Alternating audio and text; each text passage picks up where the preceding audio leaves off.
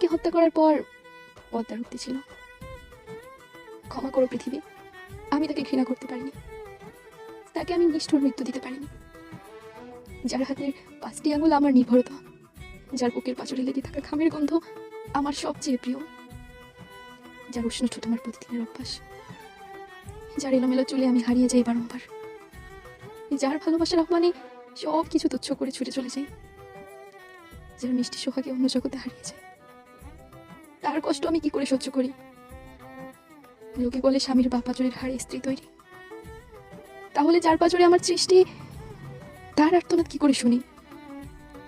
এই কঠিন কাজ আমার পক্ষে সম্ভব হয়নি। পৃথিবীর সবাইকে বলে দিও, আমার কবরটা যেন আমার স্বামীর কবরের ঠিক পাশেই হয়। আমি তাকে ভালোবাসি, যেমন সত্য চন্দ্র সূর্য তেমন সত্য আমি তাকে ভালোবাসি, আমি তাকে ভালোবাসি।